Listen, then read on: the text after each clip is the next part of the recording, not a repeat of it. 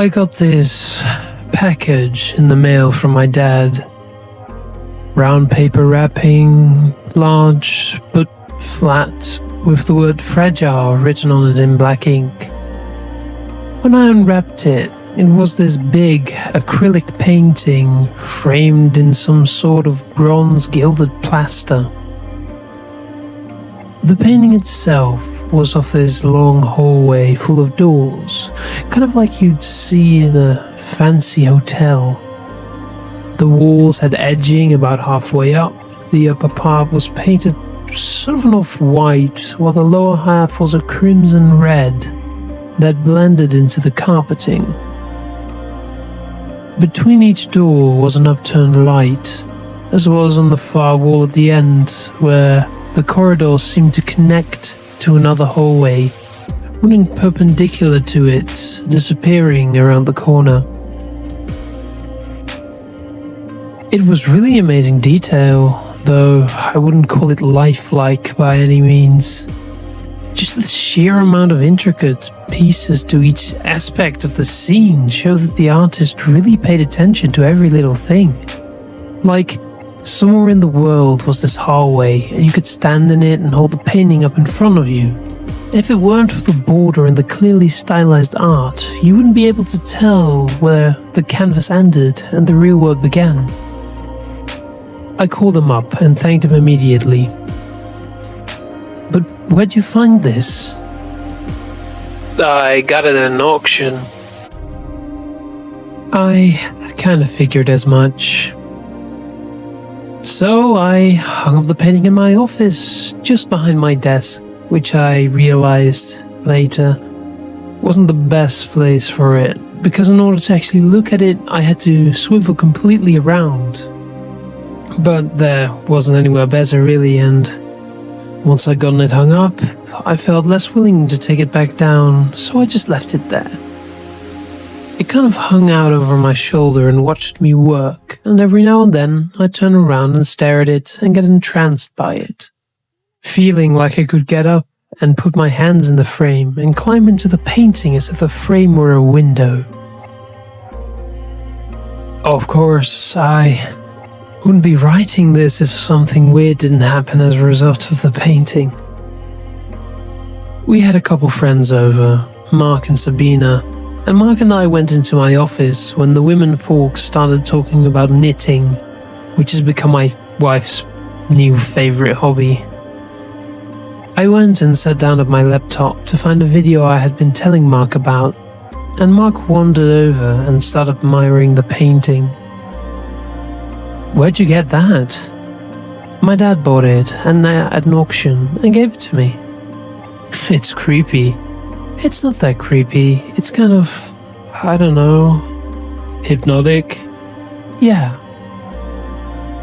I turned around to look at it with him while the video loaded. He got up close and was running his finger over the canvas, feeling the raised acrylic. And I just let my gaze wander over all the details again. Huh? I didn't notice that before. What? At the end of the hall, there's some sort of light coming from around the corner, and it's casting a shadow on the floor. I got up and looked closer, because I really hadn't spent a lot of time studying the far end of the hallway. There was definitely some yellow and some dark colors, making what looked like the shadow of a person coming from around the corner. I even reached out and touched it to make sure it wasn't some trick of light in the study, making it just look like there was this shadow in the painting. But I felt the paint, and sure enough, it was actually there in the painting. See what I mean? Mark said. Creepy. I genuinely felt weirded out by it. It was one of those moments where you start thinking, why didn't I notice this earlier? Was it there to notice? A couple days later, I was working on a project in my study, and it was like 9:30 at night, and I just couldn't focus, so I spun around in my chair to look at the painting, and I felt this sudden vertigo effect, like the ground wasn't there and I had to grab my chair to keep from tumbling into emptiness. You wouldn't have noticed if you hadn't looked at the painting 100 times like I had. The hallway was long, with exactly 6 doors. I remember, because I counted them the first day. 3 on the left, 3 on the right, each with a little shiny metal doorknob. Only now there were 7 doors. 3 on the left, 4 on the right. It didn't make sense. Everything looked proportionally exactly the same, and the far end of the corridor was just as far away. And yet there was a 4th door in the right side of the hallway, with this little metal doorknob. I don't even know which door was the 4th door, that's how well it blended in. I just knew that there were 4 doors, where there once were 3. What the hell is going on? I turned away in my chair and looked back several times to make sure my eyes weren't playing tricks on me, but the number of doors remained constant. I called my dad again and I asked him, "Is this a trick painting you sent me?" "Not as far as I know. It was just one in a bunch I picked up all at the same auction." After I got off the phone, I took the painting down and checked the back for some sort of mechanical or digital hocus pocus. But it was all soft canvas, so I left it on the floor behind my office chair with the painting facing the wall, because the thought of it was freaking me out. The next day, I pulled my wife into my office and held the painting up so she could see it, because she hadn't had a chance to before. "How many doors are there?" I asked. She looked it over for a moment. 7. "When I first got this, there were 6. She just looked at me like I was being a goofball. "Okay, so which one wasn't there before?" I have no idea." "You don't know which door magically appeared?" And she laughed and gave me a kiss and went back into the other room. It gets worse. The next time I chatted with Mark, I told him about the extra door in the painting. "Are you sure there weren't 7 doors to begin with?" "Well, I would swear I counted 6. "Well, if another one shows up, at least Melissa counted 7 and can confirm it then." "You know what you should do? You should take a photo of the painting so you can prove it if anything else changes." What a great idea. So I got my phone and took a photo of the painting. 2 days went by. Nothing. On the 3rd day, I walked into my office and there was a man staring at me. Well, I mean, it wasn't... I can't say that it was a man or a woman. Hell, I can't say that it was human. There was a shape at the end of the hallway in my painting. It was oddly lacking in the detail that the rest of the painting had, like something had hurriedly painted it on. I even ran my hand over it to make sure it wasn't fresh, that someone hadn't actually come in and painted over my painting to drive me crazy. It was really there, and the look of it scared me more than anything else, changing painting included. I wish I could do it justice with words, but the best I can describe it is that it was human-ish with legs and arms, but it seemed squat, or hunched and lopsided, like someone had slapped a blurry Quasimodo onto an otherwise beautiful painting. You couldn't see the details of its face, but you could see shading on it, defining really warped features. I was almost glad that there was more detail to it, except that it left just enough to the imagination to give one nightmares. But I had proof. Here was my proof that the painting was changing, so I brought up the file on my laptop to show my wife for comparison. Only when I did, the figure was in the photo I took too.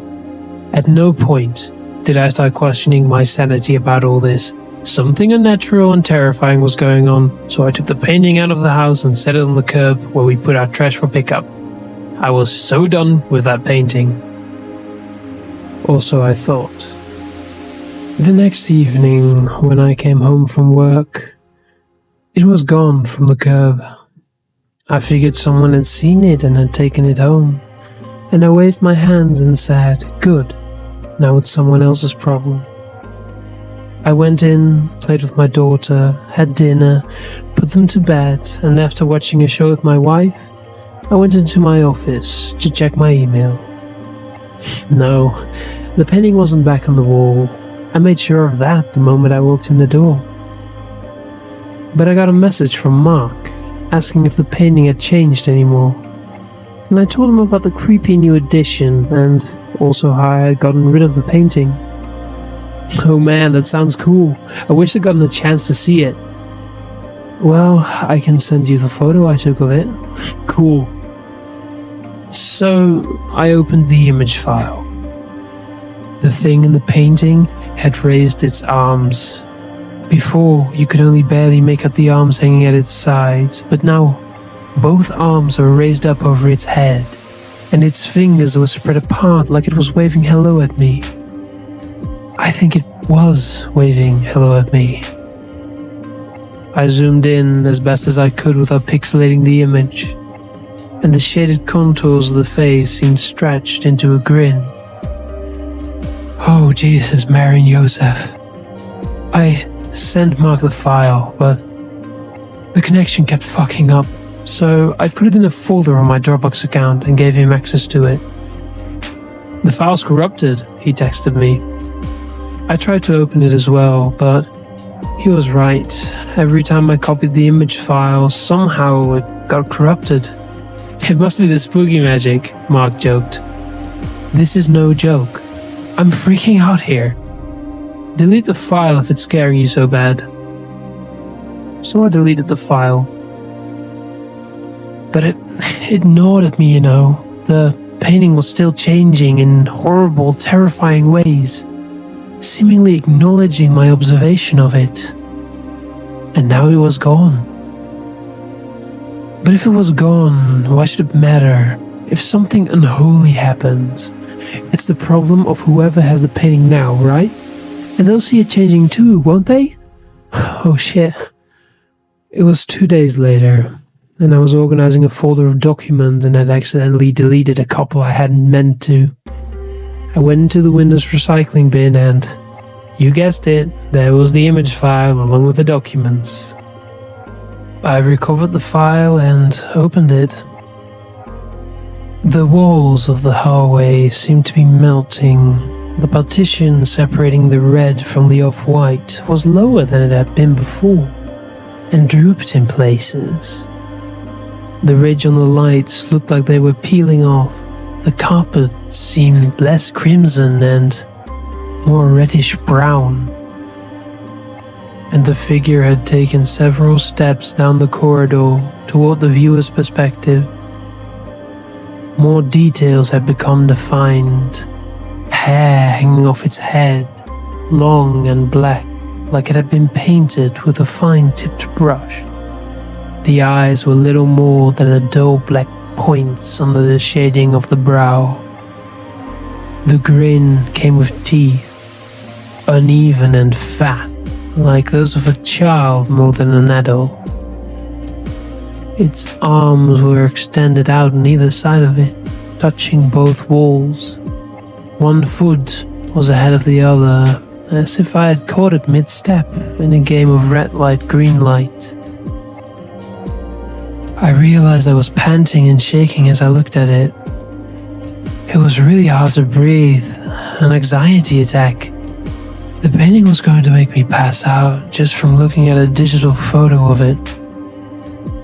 Quickly, I closed the image to calm myself down, but that suddenly brought forth the thought, what if it progresses every time I look away? The only way to stop it is to keep looking, and I opened the file again. No change. No, No, wait, that wasn't a new change. I had noticed it before, but it hadn't dawned on me. One of the doors was open. There was a dim blue light coming from the room inside. Moonlight, I thought.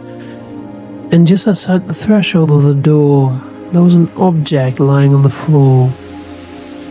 I zoomed in for better detail.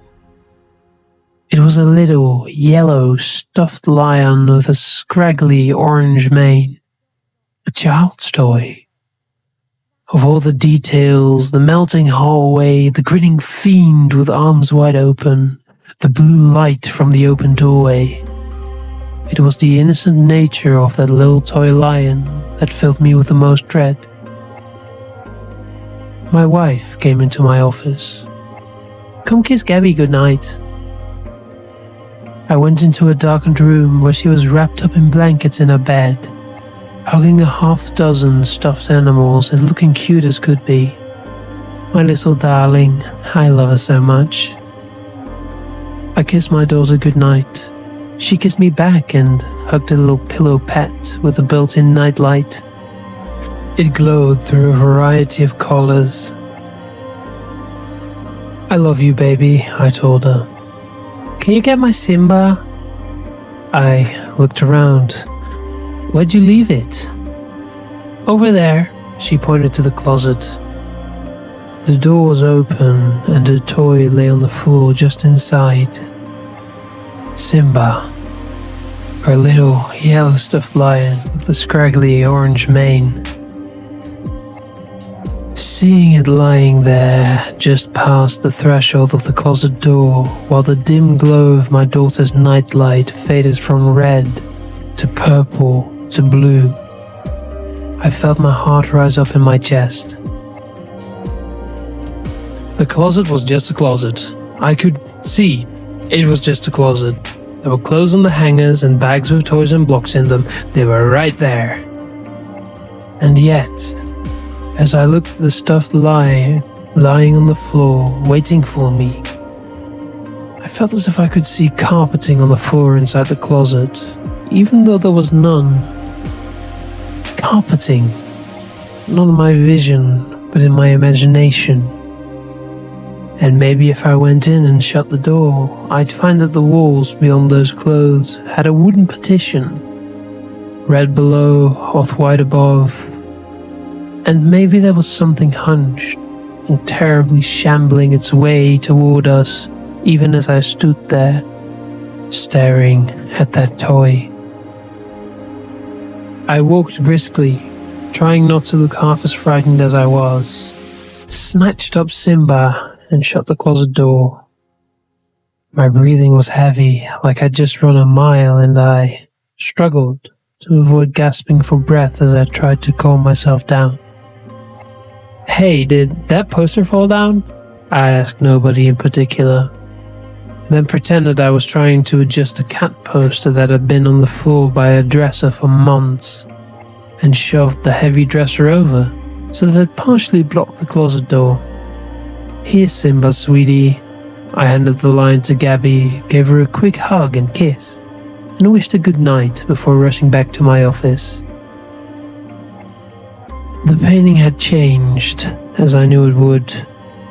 The open door was closed. The toy gone from the floor. The hallway was dimly lit with yellow light from the melting lights again. But that thing, that not quite human fiend, was standing right behind the now shut door.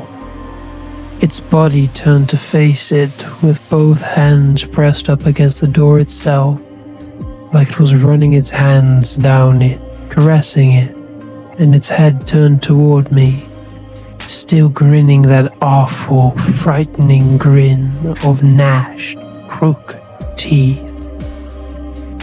Oh God, how close had it been? No, it's just a closet. The hallway is not there. It's not real. None of this is real.